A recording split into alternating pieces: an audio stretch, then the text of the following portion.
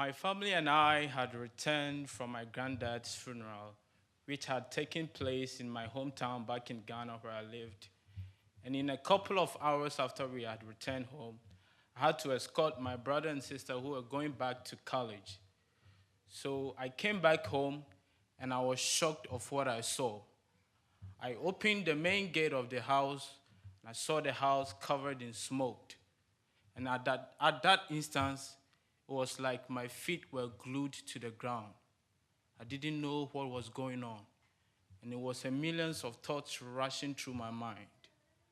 I didn't know how long I stood there until I watched the house cut up into fire. And all the years of painstaking labor that my parents had gone through to acquire all these possessions were all down to ashes. We had lost everything. So now, my three other siblings, my mom and I, were now living in a single room, which had no tap water, no reliable source of electricity, and living under such conditions were very harsh. This was how life was going to be like for us for almost 3 years. In the night, when it got so hot and there was no fan to cool us off the intense heat, it was nothing but the hope of a better future that kept me going. I used to question myself why it was taking my dad, who was living in the United States, so long to bring us to this country, but I had no idea of what he was going through here. My mom always told me this when my spirits were down and I was on the verge of despair, that look, son, we shall surely overcome this. Eventually, I got the chance to come to the US, and this wasn't what I expected. It was now I got to know how hard my dad was working, 7 days a week, almost 80 hours, and we barely had enough time to talk about the goals and aspirations that I had for my future.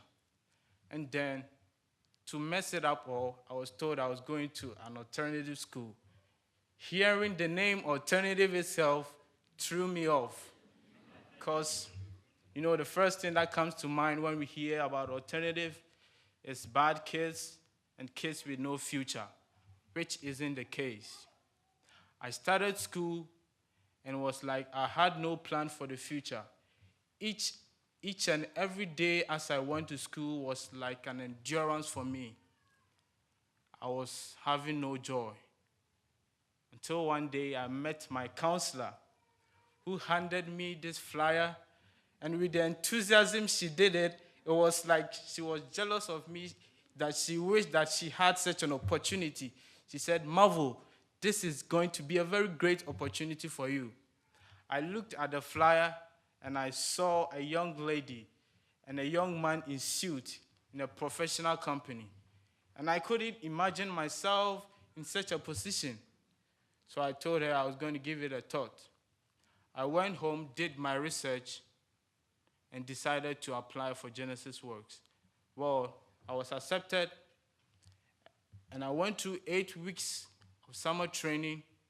Then I was placed in an internship with FCPS, Department of IT. I now work in a corporate environment where everybody is willing to contribute to my greater success. And I know that each and every day that I go to work, I get closer, I take a step closer to my success story.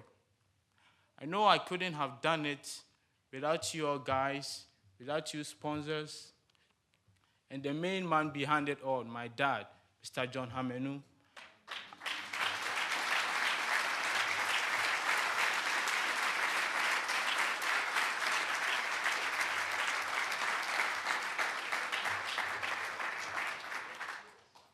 And now I know as I will be going to college to pursue a career in IT, which all sums up to the success story, I now see that the path is clear. And I quote Martin Luther King, I have been to the mountaintop and I see the promised land. with this opportunity Genesys Works has given me, I can now boldly say that I can achieve the American dream that I had when I was back in Ghana. Thank you.